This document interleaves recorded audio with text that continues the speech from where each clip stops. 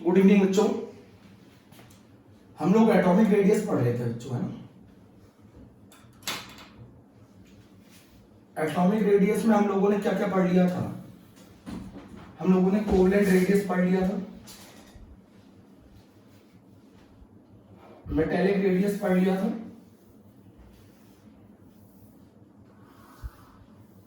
और van der Waals radius पढ़ लिया था।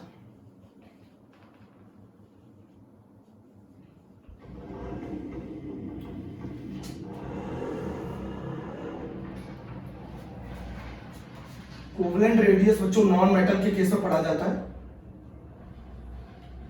मेटेलिक रेडियस मेटल के केस में पढ़ा जाता है, और van der Waals radius inert gases के टर्म्स में पढ़ा जाता है। मैंने ये बता चुका था कि जो वैन डेर वाल्स रेडियस है वो मेटेलिक रेडियस से बड़ी होती है, और मेटेलिक रेडियस आपकी बड़ी होती है कोवलेंट रेडियस से। कोवलेंट रेडियस को शॉर्ट में सीआर लिख सकते हो, मेटेलिक रेडियस को एमआर लिख सकते हो। तो बच्चों एटॉमिक रेडियस किसको हमने कितने टर्म्स में पढ़ा था? Covalent radius, metallic radius, van der Waals radius. और कोवलेंट रेडियस नॉन मेटल के केस में पढ़ी जाती है, मेटेलिक रेडियस बच्चों मेटल के केस में पढ़ी जाती है, van der Waals radius inert gases में पढ़ी जाती है। वैन डेर वाल्स रेडियस सबसे बड़ी रेडियस होती है, देन मेटेलिक रेडियस होती है, देन कोवलेंट रेडियस होती है। बच्चों कोवलेंट रेडियस नॉन मेटल में पढ़ी जाती है, मेटेलिक रेडियस मेटल में पढ़ी जाती है, van der Waals radius inert gases में पढ़ी जाती है। Van der Waals radius metallic radius से ज्यादा होती है, और मेटेलिक रेडियस कोवलेंट रेडियस से ज्यादा होती है। सुना ध्यान से। अब बच्चों हम लोग ये पढ़ रहे थे कि लेफ्ट टू राइट जाने पर रेडियस पर क्या फर्क पड़ता है। बच्चों हम लोग आज ट्रेंड पढ़ रहे हैं कि एटॉमिक रेडियस पर क्या फर्क पड़ता है लेफ्ट टू राइट जाने पर। तो बच्चों सबसे पहले हम पीरियड की बात कर रहे हैं। बच्चों बहुत ध्यान से सुना है, पीरियड में है ना। पीरियड का मतलब हम लोग कहां जा रहे हैं? लेफ्ट टू राइट जा रहे हैं। तो बच्चों मैं आपको बताना चाहता हूं पीरियड के अंदर किसकी इंपॉर्टेंस ज्यादा होती है। पीरियड के अंदर जेड इफेक्टिव की इंपॉर्टेंस ज्यादा होती है। बच्चों पीरियड के अंदर जेड इफेक्टिव की इंपॉर्टेंस ज्यादा होती है, क्योंकि पीरियड में शेल कांस्टेंट होती है। पीरियड में शेल कांस्टेंट होती है। अगर आप लेफ्ट टू राइट जाओगे तो किसकी इंपॉर्टेंस ज्यादा होगी? लेफ्ट टू राइट जाने पर जेड इफेक्टिव की इंपॉर्टेंस ज्यादा होगी। तो मैं आपको ये बताना चाहता हूं जब आप लेफ्ट टू राइट मूव करोगे तो जेड इफेक्टिव बढ़ता है, और जेड इफेक्टिव अगर बढ़ेगा तो फोर्स ऑफ अट्रैक्शन बढ़ेगा, और फोर्स ऑफ अट्रैक्शन बढ़ेगा तो इलेक्ट्रॉन क्लाउड छोटा होगा, श्रिंक होगा, तो साइज घटेगा। लेफ्ट टू राइट जाने पर जेड इफेक्टिव बढ़ता है, फोर्स ऑफ अट्रैक्शन बढ़ता है, साइज घटता है। बच्चों मैं फिर बताना चाहता हूं लेफ्ट टू राइट जाने पर किसकी इंपॉर्टेंस ज्यादा होती है? जेड इफेक्टिव की इंपॉर्टेंस ज्यादा होती है। तो अगर आप लेफ्ट टू राइट जाते हैं तो जेड इफेक्टिव बढ़ेगा, जेड इफेक्टिव बढ़ेगा तो फोर्स ऑफ अट्रैक्शन बढ़ेगा, न्यूक्लियस ज्यादा अट्रैक्ट करेगा तो साइज श्रिंक करेगा। लेफ्ट टू राइट जाने पर जेड इफेक्टिव बढ़ता है, फोर्स ऑफ अट्रैक्शन बढ़ता है, साइज घटता है। लेफ्ट टू राइट की कहानी हम कहां चालू करेंगे? पीरियड में चालू करेंगे। लेफ्ट टू राइट हम पीरियड में पढ़ेंगे। लेफ्ट टू राइट जाएंगे, जेड इफेक्टिव बढ़ेगा, जेड इफेक्टिव बढ़ेगा, फोर्स ऑफ अट्रैक्शन बढ़ेगा, फोर्स ऑफ अट्रैक्शन बढ़ेगा, साइज घटेगा। चलो हम सेकंड पीरियड की बात करते हैं। सेकंड पीरियड में कौन आता है? लिथियम आता है, बेरिलियम आता है, बोरोन आता है, कार्बन आता है, नाइट्रोजन आता है, ऑक्सीजन आता है, फ्लोरीन आता है। मैं नियॉन की बात नहीं करूंगा। अगर मैं सिंपल वर्ड्स में बोलूं तो हम जितना ज्यादा राइट में जाएंगे उतना साइज छोटा होता जाएगा। अगर मैं सिंपल वर्ड्स में बोलूं तो जितना ज्यादा हम राइट में जाएंगे उतना साइज छोटा होता जाएगा। बच्चों बोलो, आपको मैं यह बताना चाहता हूं कि जो एटॉमिक रेडियस है वो जेड इफेक्टिव के इनवर्सली प्रोपोर्शनल है। एटॉमिक रेडियस जेड इफेक्टिव के इनवर्सली प्रोपोर्शनल है। जितना ज्यादा आप लेफ्ट से राइट में जाएंगे साइज उतना छोटा हो जाएगा। तो अगर हम सेकंड पीरियड में मूव करते हैं लेफ्ट टू राइट है तो जेड इफेक्टिव बढ़ गया, और जेड इफेक्टिव अगर बढ़ गया तो एटॉमिक साइज कम हो जाएगा। तो लिथियम का साइज सबसे ज्यादा, then beryllium, then boron, then carbon, then nitrogen, then oxygen, then fluorine. बच्चों तो अगर हम सेकंड पीरियड में लेफ्ट टू राइट जाते हैं तो साइज कम होता है। अच्छा, सबसे ज्यादा राइट में कौन है? Inert gases. तो नियॉन का साइज सबसे छोटा होना चाहिए था, नियॉन का साइज सबसे छोटा होना चाहिए था। अगर हम लेफ्ट टू राइट जाते हैं तो जेड इफेक्टिव बढ़ता है, जेड इफेक्टिव बढ़ता है तो एटॉमिक साइज कम होता है। तो जो सबसे ज्यादा राइट में है कौन? Inert gases. उसका साइज सबसे छोटा होना चाहिए था। बट मैं आपको बता दूं, इनर्ट गैसेस का साइज अपने रेस्पेक्टिव पीरियड में सबसे ज्यादा होता है। इनर्ट गैस का साइज अपने रेस्पेक्टिव पीरियड में सबसे ज्यादा होता है। आप बोलेंगे क्यों होता है, क्यों होता है, व्हाई? इनर्ट गैसेस का साइज अपने रेस्पेक्टिव पीरियड में सबसे ज्यादा होता है। क्यों होता है? उसका रीजन है, इनर्ट गैसेस में कौन सी रेडियस आती है, अभी आपने पढ़ी थी। इनर्ट गैसेस में कौन सी रेडियस आती है, और वैन डर वाल रेडियस सबसे ज्यादा होती है। वैन डर वाल रेडियस सबसे ज्यादा होती है। मैं यहां से ये चीज आपको ध्यान रखनी पड़ेगी। सॉरी, अगर हम सेकंड पीरियड में लेफ्ट टू राइट जाते हैं तो सबसे ज्यादा राइट में कौन होता है, इनर्ट गैसेस। तो इनर्ट गैसेस का साइज सबसे छोटा होना चाहिए था आपने पीरियड में, बट वो सबसे बड़ा होता है। क्यों होता है? क्योंकि उसमें वैन डर वाल रेडियस आती है, और वैन डर वाल रेडियस सबसे बड़ी रेडियस होती है। तो अपने रिस्पेक्टिव पीरियड में सबसे ज्यादा साइज किसका होता है, इनर्ट गैसेस का होता है। पॉइंट को नोट करिएगा, इनर्ट गैसेस का साइज सबसे, ये बेटा के की भी है, काम की बात है, के भी का मतलब क्या होता है, काम की बात। तो अपने रिस्पेक्टिव पीरियड में इनर्ट गैसेस का साइज सबसे बड़ा होता है, ये चीज ध्यान रखनी है। क्यों होता है, ये रीजन है इसका, वैन डर वाल रेडियस। तो अगर हम लेफ्ट टू राइट जाते हैं तो जेड इफेक्टिव की इंपॉर्टेंस ज्यादा होती है, शेल कांस्टेंट रहती है। तो लेफ्ट टू राइट जाने पे जेड इफेक्टिव बढ़ता है। क्यों बढ़ता है? क्योंकि जेड बढ़ता है, जेड बढ़ता है तो जेड इफेक्टिव बढ़ता है, फोर्स ऑफ अट्रैक्शन बढ़ता है, साइज कम होता है। तो किसी भी रिस्पेक्टिव पीरियड के अंदर सबसे ज्यादा साइज नियॉन का होता है। क्यों? इनके केस में कौन सी रेडियस कंसीडर होती है, वैन डर वाल। बात समझ में आई नहीं आई? नोट कर लो बच्चों सही से। अगर हम इनर्ट गैसेस के बिना बात करें तो हमें कोई टेंशन लेने की जरूरत नहीं है। अगर हम इनर्ट गैसेस के बिना बात करें बच्चों, अगर हम इनर्ट गैसेस के बिना बात करते हैं, जैसे मान लो अगर मैं थर्ड पीरियड की बात करता हूँ, थर्ड पीरियड की, तो थर्ड पीरियड में कौन कौन से एलिमेंट आते हैं? तो थर्ड पीरियड में बच्चों जो एलिमेंट आते हैं, थर्ड पीरियड में कौन कौन से एलिमेंट आते हैं?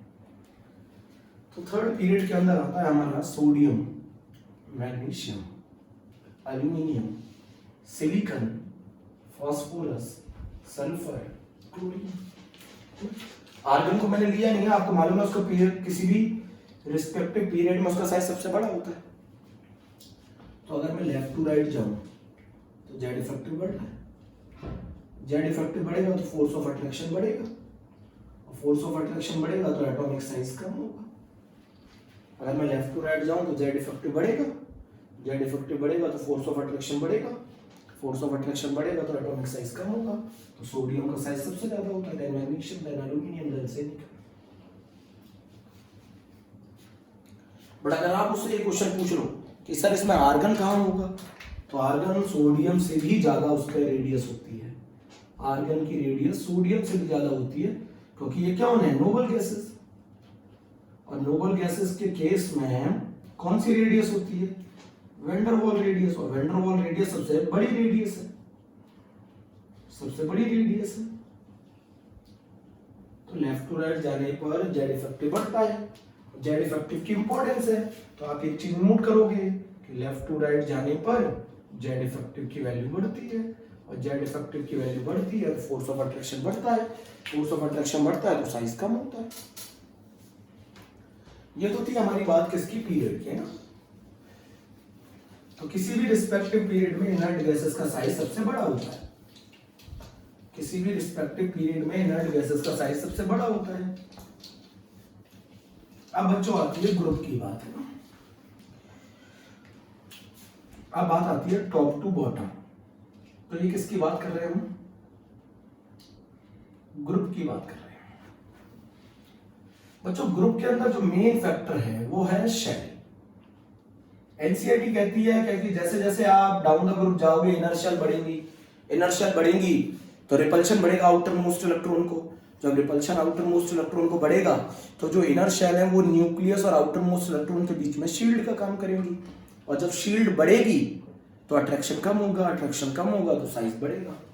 फिर से बता देता हूँ, तो टॉप टू बॉटम जाने में जो मेन फैक्टर है वो है शेल। ऐसा नहीं है कि जेड इफेक्टिव नहीं बढ़ता है, शेल बढ़ेगी साइज बढ़ेगा, शेल बढ़ेगी सॉरी बच्चों, शेल बढ़ेगी तो साइज बढ़ेगा।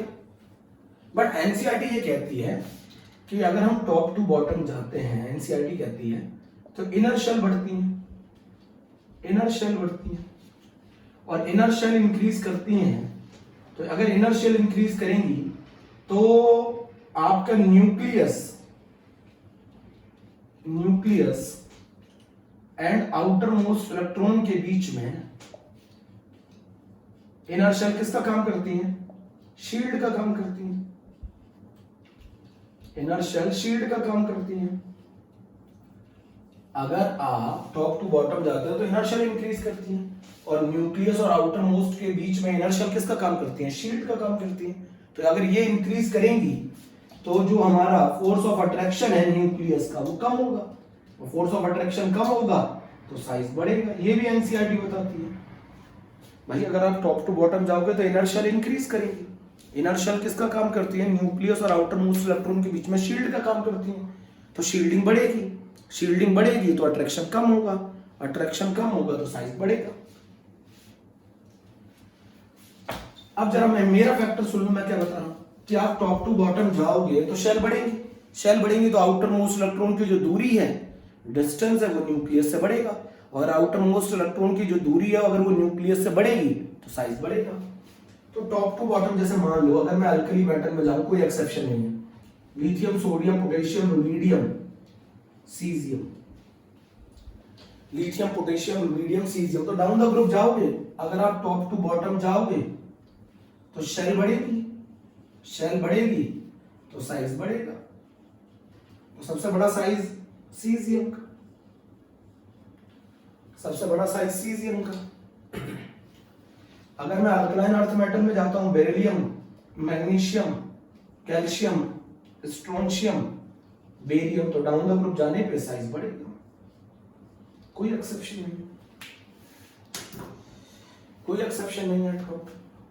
तो मेन फैक्टर कौन होता है? शेल। ऐसा नहीं है बच्चों जेड इफेक्टिव बढ़ता नहीं है, डाउन द ग्रुप जाने पर जेड इफेक्टिव भी बढ़ता है, बट मेन जो फैक्टर है वो कौन ज्यादा डोमिनेटिंग होता है? शेल ज्यादा डोमिनेटिंग होता है। तो डाउन द ग्रुप जाने पर जेड इफेक्टिव भी बढ़ता है, शेल भी बढ़ती है, बट शेल फैक्टर ज्यादा डोमिनेटिंग है, इसीलिए डाउन द ग्रुप जाने पर साइज बढ़ता है। बच्चों नोट किया? कोई एक्सेप्शन नहीं। ये कौन सा ग्रुप है बच्चों? ये कोई कौन सा ग्रुप है? ये फर्स्ट है, फर्स्ट ए भी कहते हैं, इस ग्रुप को आप सेकंड ए भी कहते हैं। तो ये मैंने बता दिया, इनमें कोई एक्सेप्शन नहीं। बच्चों क्वेश्चन जो पूछा जाता है वो एक्सेप्शन वाला ही पूछा जाता है। बच्चों क्वेश्चन जो पूछा जाता है वो एक्सेप्शन वाला पूछा जाता है, जल्दी से नोट कर लो। क्वेश्चन जो पूछा जाता है वो एक्सेप्शन वाला पूछा जाता है। आप बोलोगे एक्सेप्शन वाला क्वेश्चन क्या है? मैं बताता हूँ। देखिए आप एक चीज मानिए मेरी बात, कि जो जेड इफेक्टिव है वो शील्डिंग के इनवर्सली प्रोपोर्शनल है ना। शील्ड जितना अच्छा करोगे अटैक न्यूक्लियर चार्ज का उतना कम होगा। तो जेड इफेक्टिव शील्डिंग इफेक्ट के इनवर्सली प्रोपोर्शनल है। अब मैं आपको बताता हूं शील्डिंग का ऑर्डर क्या होता है। शील्डिंग सबसे अच्छी होती है एस की, देन पी की, डी और एफ की शील्डिंग, डी और एफ ऑर्बिटल की shielding, D and F orbital की शील्डिंग बहुत पुअर होती है। डी ऑफ एफ ऑर्बिटल की शील्डिंग बहुत पुअर होती है। क्यों होती है? आप ये क्वेश्चन पूछोगे क्यों? उसका रीजन है इनकी शेप फैली हुई होती है, बहुत बड़े ऑर्बिटल होते हैं, इनकी शेप डिफ्यूज्ड होती है, इनकी शेप डिफ्यूज्ड होती है, डिफ्यूज्ड शेप होती है, फैली हुई शेप। तो अगर ये फैली हुई शेप है तो इनके अंदर जो इलेक्ट्रॉन फैली हुई शेप है, अगर इनकी शेप फैली हुई है तो इनके अंदर जो इलेक्ट्रॉन भरे जाएंगे वो भी फैले रहेंगे, और अगर इलेक्ट्रॉन दूर दूर रहेंगे तो उनकी शील्डिंग पुअर होगी। आप बोलेंगे कैसे? मान लीजिए आपको प्रोटेक्ट करने वाले बॉडीगार्ड अगर बहुत दूर होंगे तो आप पे अटैक करने वाला आसानी से एंटर कर जाएगा। मान लीजिए अगर आपको कोई प्रोटेक्ट करने वाले आपके 4 बॉडीगार्ड है और वो बहुत दूर दूर लगे हुए हैं, तो वो बताइए अटैक करने वाले के लिए आसानी रहेगी ना। क्यों? शेप जितनी ज्यादा डिफ्यूज होगी उतनी फैली हुई होगी, और जितनी वो फैली हुई होगी शील्डिंग उतनी पुअर होती है। डी और एफ ऑर्बिटल काफी बड़े होते हैं, इसकी वजह से शील्डिंग उनकी काफी पुअर होती है, डिफ्यूज शेप है। जो अगर मान लो आपको 5 या 4 बॉडीगार्ड प्रोटेक्ट कर रहे हैं और वो बॉडीगार्ड काफी दूर है एक दूसरे से, तो क्या करोगे, आपके ऊपर अटैक आसानी से हो जाएगा। अगर वो पास होंगे तो अटैक मुश्किल से होगा। तो मैं आपको बताना चाहता हूं कि डी ऑर्बिटल और एफ ऑर्बिटल की शील्डिंग बहुत पुअर होती है। डी ऑर्बिटल में अगर इलेक्ट्रॉन गया तो वो इलेक्ट्रॉन उतनी अच्छी शील्डिंग परफॉर्म नहीं कर पाते हैं जितनी अच्छी करनी चाहिए थी। क्यों नहीं कर पाते, उसका रीजन है डिफ्यूज शेप होती है। तो डी ऑर्बिटल और एफ ऑर्बिटल की शील्डिंग बहुत पुअर होती है, और जो भी इफेक्ट आएंगे 4f की पुअर शील्डिंग के कारण, 4f की पुअर शील्डिंग के कारण जो भी इफेक्ट आएंगे, 4f की पुअर शील्डिंग के कारण जो भी इफेक्ट आएंगे, उन इफेक्ट को जो उसको कॉन्ट्रैक्शन को क्या बोला जाता है, लेंथेनॉइड कॉन्ट्रैक्शन बोला जाता है। 12th में ही पढ़ोगे। तो शील्डिंग पुअर होने के बाद क्या होता है, जेड इफेक्टिव बढ़ जाएगा, और जेड इफेक्टिव बढ़ गया तो आप समझ सकते हैं क्या होगा कि साइज घट जाएगा। तो भाई डी और एफ की शील्डिंग बहुत पुअर है। 4f की जो पुअर शील्डिंग है उसके कारण जो इफेक्ट आता है हम इस वर्ड को यूज कर देते हैं, लेंथेनॉइड कॉन्ट्रैक्शन। अब मैं आपको समझाता हूं, ये क्वेश्चन पूछा जाता है। 13th ग्रुप ले लेते हैं। 13th ग्रुप को बोरोन फैमिली बोलते हैं। Boron, aluminium, gallium, indium, thallium. तो अगर मैं टॉप टू बॉटम जाऊंगा तो शेल बढ़ेगी, शेल बढ़ेंगे तो साइज बढ़ेगा। तो सबसे बड़ा साइज किसका होना चाहिए था, थैलियम का, देन इंडियम का, देन गैलियम का, देन एल्यूमिनियम का, देन बोरोन का, ना ये ऑर्डर होना चाहिए था साइज का। साइज का यही ऑर्डर होना चाहिए था। डाउन द ग्रुप जाने पर बेटा यहां पे दिक्कत है, यहां पर दिक्कत है। दिक्कत तो यहां पर भी है, यहां पर भी साइज जितना बढ़ना चाहिए था उतना नहीं बढ़ा, बट होता ज्यादा है थैलियम का। सॉरी, गैलियम का साइज एल्यूमिनियम से ज्यादा होता है, गैलियम का साइज एल्यूमिनियम से ज्यादा होता है। Thallium, then indium, then gallium, then aluminium, then boron. बच्चों यहां क्या दिक्कत है, ऑर्डर ये होता है, thallium, then indium, then aluminium, then gallium, then boron.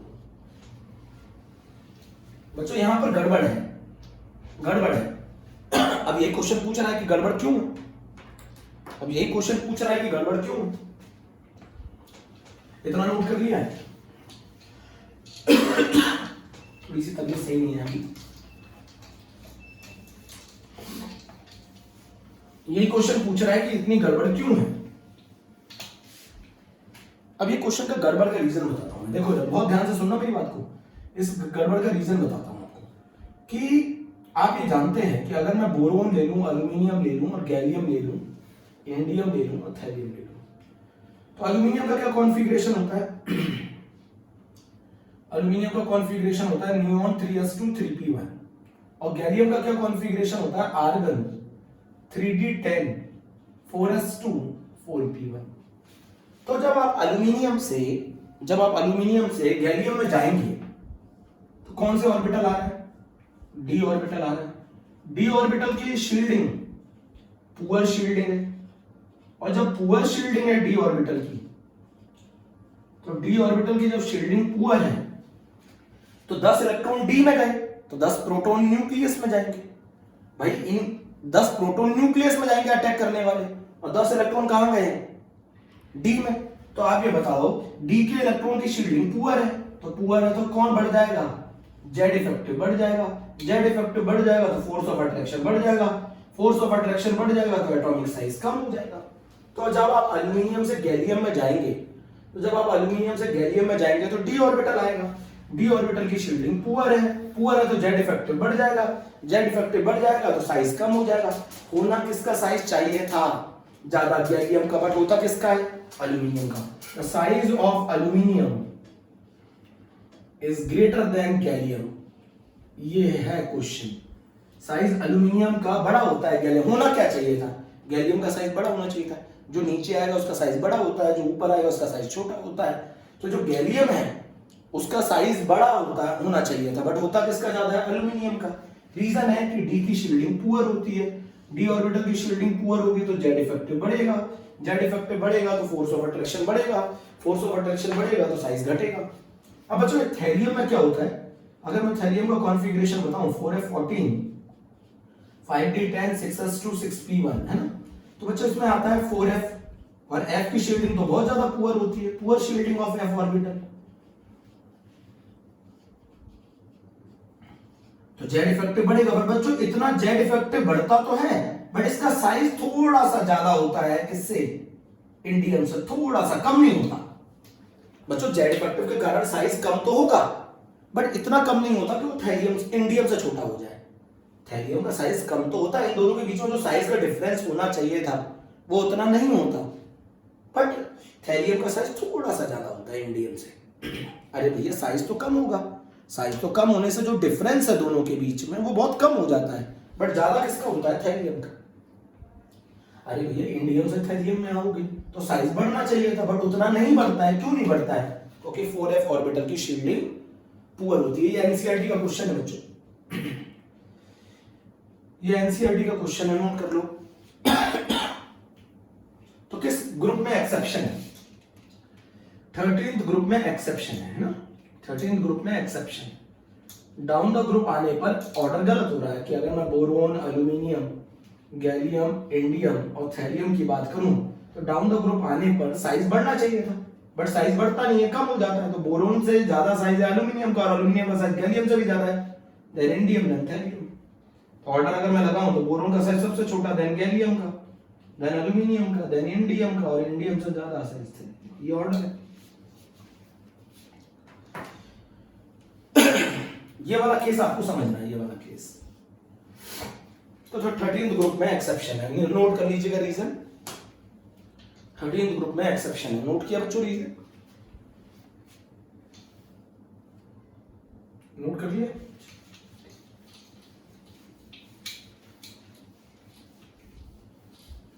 अब बच्चों हम लोग आयनिक रेडियस को डिस्कस कर रहे हैं बच्चों। ये तो एटॉमिक रेडियस हो गई, अब हम बच्चों किसके डिस्कस कर रहे हैं, आयनिक रेडियस को। कौन सी रेडियस डिस्कस कर रहे हैं बच्चों, आयनिक रेडियस। आयंस के केस में जो रेडियस पढ़ी जाती है आयनिक रेडियस। अब हम आयनिक रेडियस डिस्कस कर रहे हैं, थोड़ा आसान है। मान लो कोई एटम X है, इसमें से अगर आप इलेक्ट्रॉन का लॉस करा देंगे तो ये कैटायन बना लेगा, और कोई एटम मान लो X है और अगर इसमें इलेक्ट्रॉन गेन कर लिए तो ये एनायन बना देगा। कैटायन के केस में जो रेडियस पढ़ी जाती है वो कैटायनिक रेडियस होती है, एनायन के केस में जो रेडियस पढ़ी जाती है वो एनायनिक रेडियस है।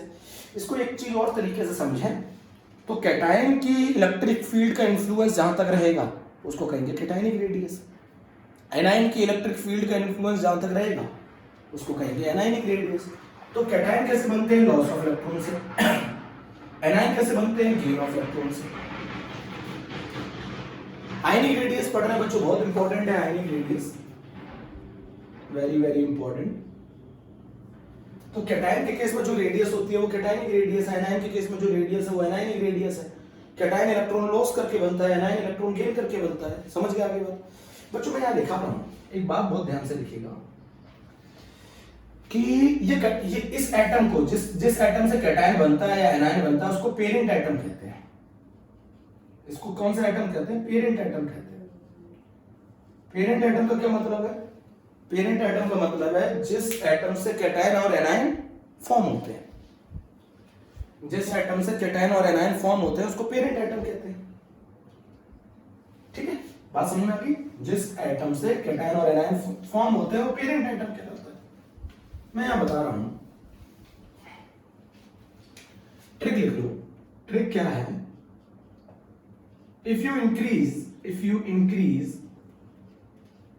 positive charge, if you increase positive charge on same atom, if you increase positive charge on same atom, then size decreases.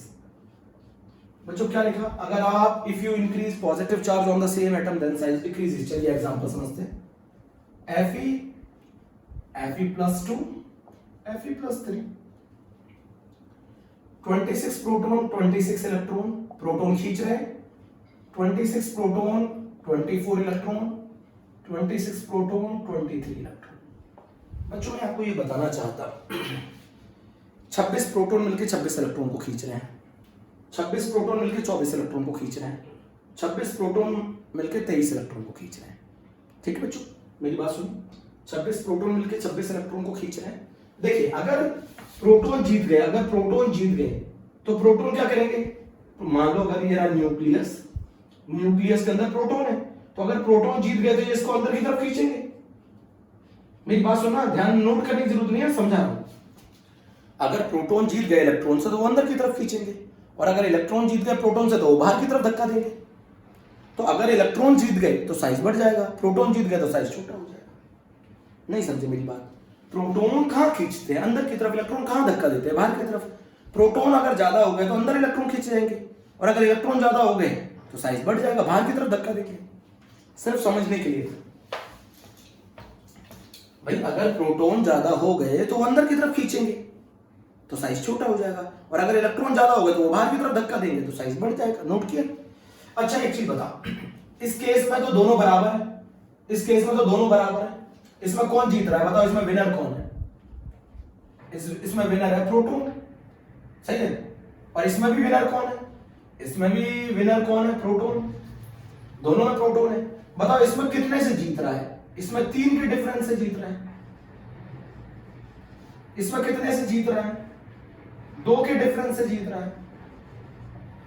तो ये बताओ प्रोटॉन किस केस में ज्यादा जीत रहा है? इस केस में प्रोटॉन ज्यादा जीत रहा है। भाई जिन 26 प्रोटॉन मिलकर 23 इलेक्ट्रॉन को खींच रहे हैं, 26 मिलकर 24 इलेक्ट्रॉन को खींच रहे हैं, किस केस में ज्यादा खींचेंगे? उसका रीजन बताता हूं। ऐसा क्या होता है, जब नंबर ऑफ इलेक्ट्रॉन कम हो जाते हैं, जब नंबर ऑफ इलेक्ट्रॉन कम हो जाते हैं तो प्रोटॉन का इन्फ्लुएंस बढ़ जाता है, और प्रोटॉन का इन्फ्लुएंस अगर बढ़ेगा तो जेड इफेक्टिव बढ़ेगा, और जेड इफेक्टिव अगर बढ़ेगा तो साइज कम होगा।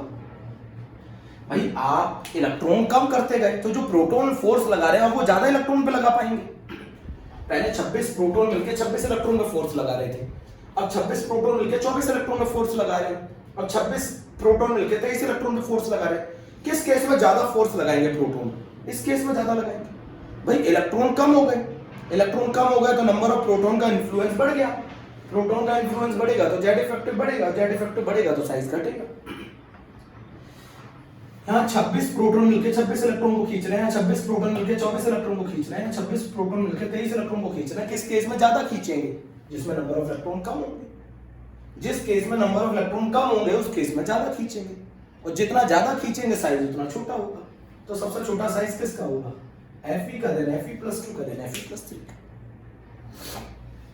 भाई अगर नंबर ऑफ इलेक्ट्रॉन कम होते जाएंगे तो जेड इफेक्टिव बढ़ता जाएगा ना।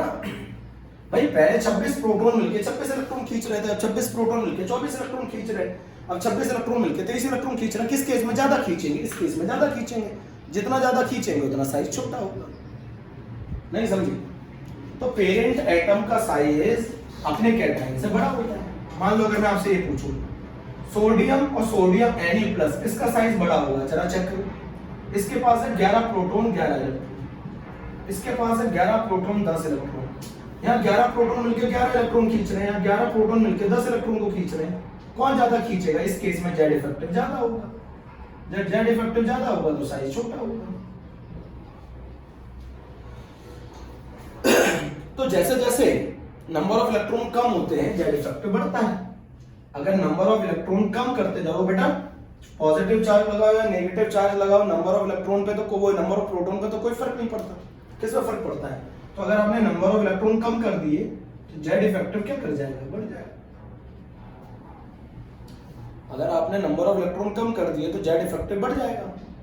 नहीं सुन, अगर आप नंबर ऑफ इलेक्ट्रॉन को कम कर दोगे तो जेड इफेक्टिव बढ़ जाएगा, और जेड इफेक्टिव बढ़ जाएगा साइज छोटा हो जाएगा। समझो मेरी बात, बहुत आसान है। नोट कर दो। आप लिख सकते हो पेरेंट एटम का साइज अपने कैटायन से बड़ा होता है। पेरेंट एटम का साइज अपने कैटायन से बड़ा होता है, लिख सकते हो। पेरेंट एटम का साइज अपने कैटायन से बड़ा होता है।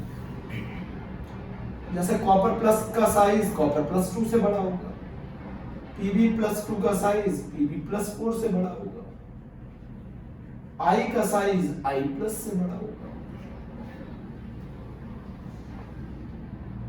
बोलो, कॉपर प्लस जितना पॉजिटिव चार्ज लगाते जाओगे, क्या लिखा है? If you increase the positive charge on the same atom then size decreases।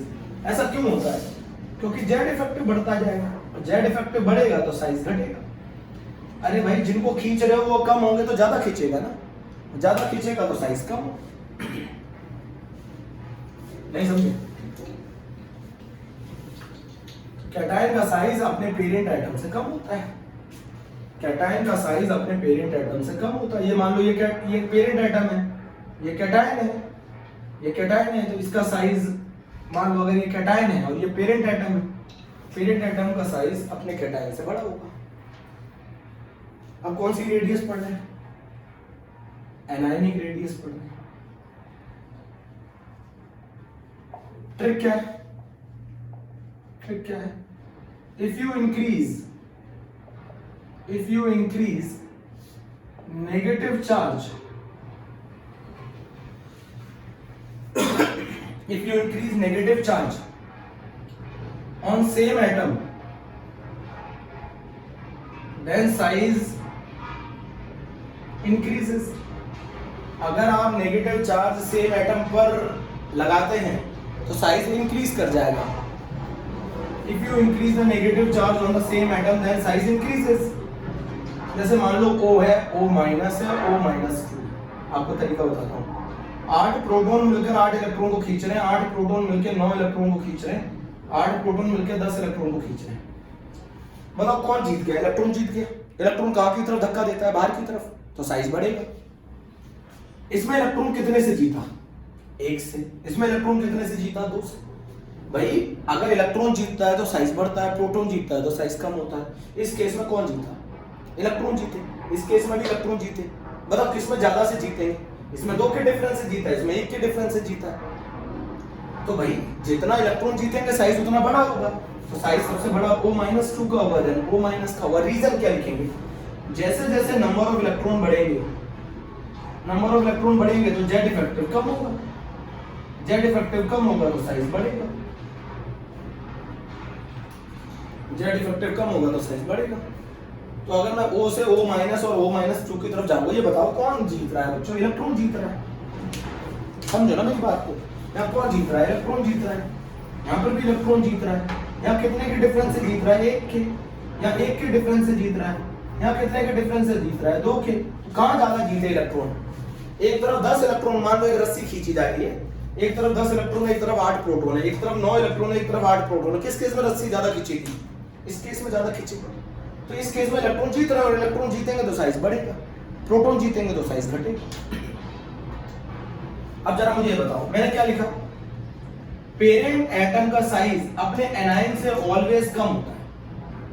Parent atom का साइज अपने एनायन से ऑलवेज कम होता है, क्योंकि एनायन जब फॉर्म होता है तो एनायन बनेगा तो इलेक्ट्रॉन बढ़ेंगे, और इलेक्ट्रॉन अगर बढ़ेंगे तो जेड इफेक्टिव कम होगा, जेड इफेक्टिव कम होगा तो साइज बढ़ेगा।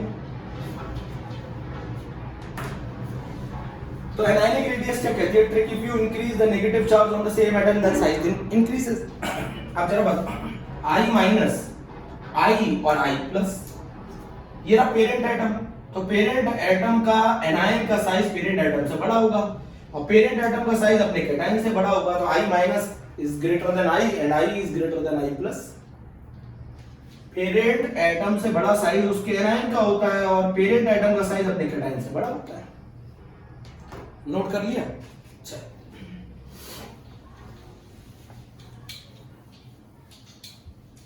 बच्चों कॉमन सी बात है, अगर कैटायन बनेगा तो नंबर ऑफ इलेक्ट्रॉन कम हो जाते हैं, नंबर ऑफ इलेक्ट्रॉन कम हो जाते हैं तो जेड इफेक्टिव बढ़ जाता है, जेड इफेक्टिव बढ़ जाता है तो साइज कम हो जाता है, और अगर नंबर ऑफ इलेक्ट्रॉन बढ़ जाएंगे तो जेड इफेक्टिव कम हो जाएगा, जेड इफेक्टिव कम हो जाएगा तो साइज बढ़ जाएगा।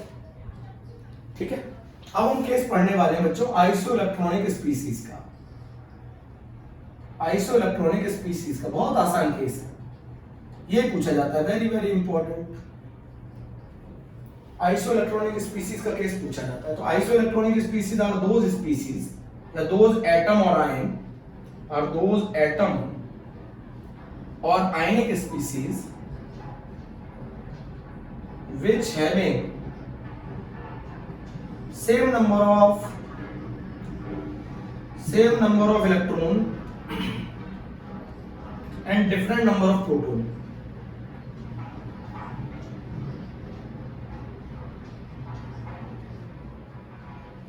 आइसो इलेक्ट्रॉनिक स्पीसीज वो स्पीसीज होती हैं जिनके पास सेम नंबर ऑफ इलेक्ट्रॉन होते हैं but different number of proton होते हैं। बच्चों इसकी ट्रिक क्या कहते हैं?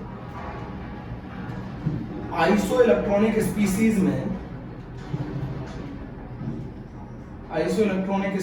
में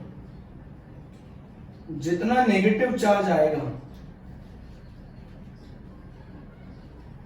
उतना साइज ज्यादा, और जितना पॉजिटिव चार्ज आएगा उतना साइज कम। ट्रिक क्या, आइसोइलेक्ट्रॉनिक स्पीशीज में जितना नेगेटिव चार्ज आएगा उतना साइज बड़ा, जितना पॉजिटिव चार्ज आएगा उतना साइज छोटा। तो आइसोइलेक्ट्रॉनिक स्पीशीज को समझते हैं ना। जैसे मान लो N-3 O-2 F- नियॉन, बड़ा आसान रीजन है, Na+ Mg+2 Al+3। कितने प्रोटॉन है? 7 proton 10 electron, 8 proton 10 electron, 9 proton 10 electron, 10 proton 10 electron, 11 proton 10 electron, 12 proton 10 electron, 13 proton 10 electron. अब आपको मैंने क्या बोला, आइसोइलेक्ट्रॉनिक स्पीशीज में आपको इलेक्ट्रॉन्स को नहीं देखना, इलेक्ट्रॉन्स को नहीं देखना है। क्यों नहीं देखना है? क्योंकि इलेक्ट्रॉन्स तो सेम है, इलेक्ट्रॉन्स को देखना ही नहीं। अब आप ये बताओ, आइसोइलेक्ट्रॉनिक स्पीशीज में जैसे जैसे नंबर ऑफ प्रोटॉन बढ़ेंगे वैसे वैसे जेड बढ़ेगा, और जेड बढ़ेगा तो जेड इफेक्टिव बढ़ेगा, और जेड इफेक्टिव बढ़ेगा तो फोर्स ऑफ अट्रैक्शन बढ़ेगा, फोर्स ऑफ अट्रैक्शन बढ़ेगा तो साइज कम होगा। भाई यहां 7 प्रोटॉन मिलकर 10 इलेक्ट्रॉन खींच रहे हैं, या 13 प्रोटॉन मिलकर 10 इलेक्ट्रॉन खींच रहे हैं, इलेक्ट्रॉन तो सेम है, कौन ज्यादा खींचेगा? जितने ज्यादा प्रोटॉन होंगे उतना ज्यादा खींचेगा, तो साइज छोटा होगा। भाई इलेक्ट्रॉन्स को नहीं देखना है। क्यों नहीं देखना है इलेक्ट्रॉन्स को? क्यों नहीं देखना है? क्योंकि वो सेम है। किसको देखना है? प्रोटॉन को। जितना प्रोटॉन बढ़ेंगे उतना जेड इफेक्टिव बढ़ेगा, जेड इफेक्टिव बढ़ेगा तो फोर्स ऑफ अट्रैक्शन बढ़ेगा, फोर्स ऑफ अट्रैक्शन बढ़ेगा तो साइज कम होगा। नहीं समझे? तो सबसे छोटा सबसे बड़ा साइज N3 माइनस का, देन वो देन ये सबसे छोटा साइज Al+3 का, सबसे छोटा साइज Al+3 का, N-3 O-2 F- neon Na+ Mg2+ Al+3। जैसे जैसे आप आइसोइलेक्ट्रॉनिक में जाएंगे नंबर ऑफ प्रोटॉन बढ़ेंगे, नंबर ऑफ प्रोटॉन बढ़ेंगे, जेड इफेक्टिव बढ़ेगा, जेड इफेक्टिव बढ़ेगा तो साइज कम होगा। इसकी ट्रिक क्या है, आइसोइलेक्ट्रॉनिक में जितना ज्यादा नेगेटिव चार्ज होगा साइज उतना ज्यादा होगा, जितना ज्यादा पॉजिटिव चार्ज होगा साइज उतना कम होगा। आइसोइलेक्ट्रॉनिक के केस में जितना ज्यादा नेगेटिव चार्ज होगा साइज उतना बड़ा होगा, जितना ज्यादा पॉजिटिव चार्ज होगा साइज उतना कम होगा।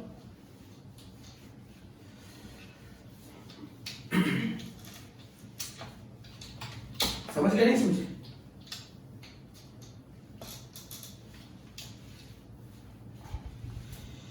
अब मेरी बात समझो, अगर मैं क्वेश्चन पूछूं P-3 S-2 Cl- argon K+ calcium +2।